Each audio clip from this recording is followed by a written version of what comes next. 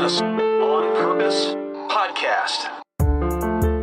When you live in the southern part of the United States of America, football is a pretty big deal. And when you ended up attending and playing for an SEC Division I school, football becomes a little bit bigger deal.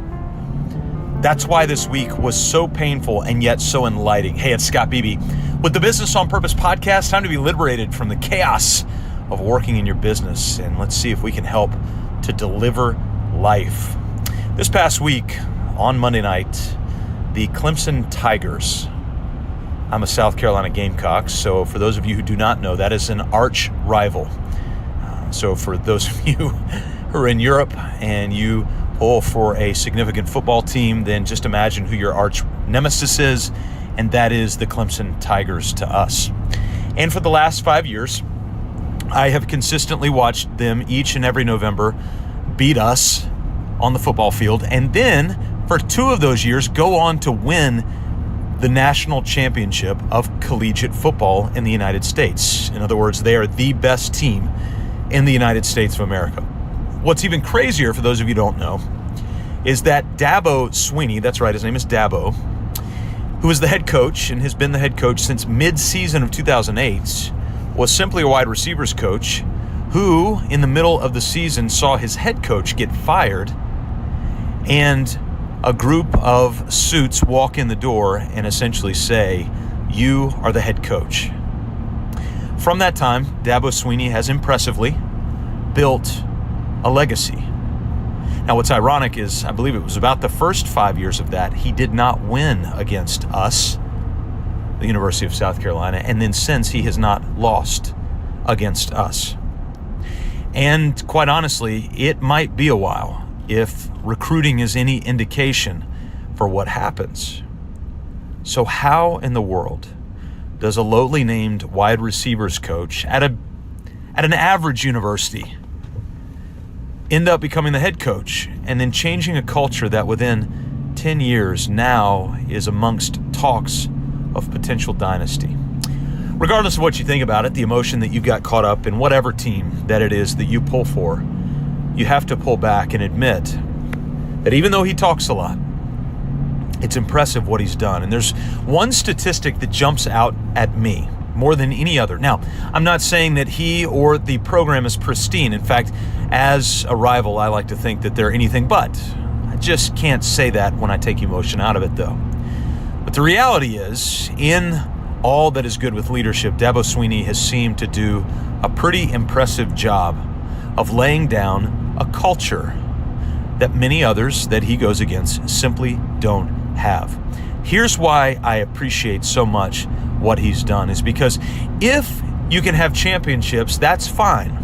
But if you can have championships and take a young man and send him out of a program 3 to 4 years after he enters that program back into the world, a significantly transformed human being than when he came in, that's better. And over again, we've got a couple of sources in the Clemson football program, and the stories we continue to hear over and over again aren't just pie in the sky, he's a good dude, or these are good coaches. But the reality is there is a system. And it's not just a system to win championships. It is a system to transform men, and to transform men into better human beings than when they went into the program. In fact, if you were to hear Dabo Sweeney talk, he would say that his goal, one of his goals, is to transform the heart of a man into the gospel of Jesus Christ. He's very open about that. And he's built a program on that. Again, wherever you stand in your faith, it is remarkable and it's very, very impressive to see him hold firm to a conviction, especially when it means the transformation of another man from where they're at to something that's even better. And so while it's hard for me to root for the Clemson Tigers, and even harder for me to root for Dabo Sweeney because he seems to be such a convicted, intentional man and leader, there's one statistic that jumps out at me that's very impressive, and that is the longevity of his assistant coaching staff. It's somewhere in this rate. But in the last X number of years, and it's years, not months, Clemson has lost 2 assistant coaches. I think Nick Saban lost that last week. They turn over assistant coaches at a significant rate. In fact, some people call the University of Alabama, where Coach Nick Saban, who is now considered probably the best college football coach of all time.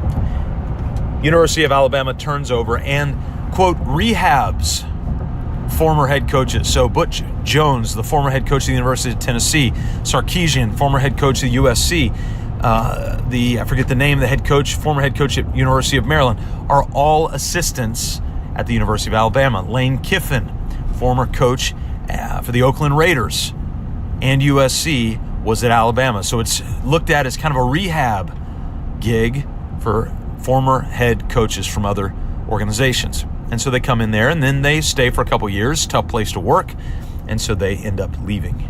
Dabo Swinney, on the other hand, has elected to pay his assistants significant salary in order to keep them from being tempted to go elsewhere, and at the same time invest heavily in them as people. And that has turned into a winning mixture of stability and a culture of transformation that is really, really hard to deny. So for you, for your family, for your business, what are the cultural ingredients that you are embedding? Is it longevity? Or is it just fragments and pieces that we're going to move in and move out as fast as we possibly can in order to keep that edge and to keep everybody on edge to win championships? Winning championships is fun, but winning at culture and the transformation of the heart of men and women is better. So I wonder if your business could be used for that. Well, we don't know. Until you write it down in a vision, we don't know. mybusinessonpurpose.com/vision. Think about that. Your culture. We'll see you next time right here on the Business on Purpose podcast.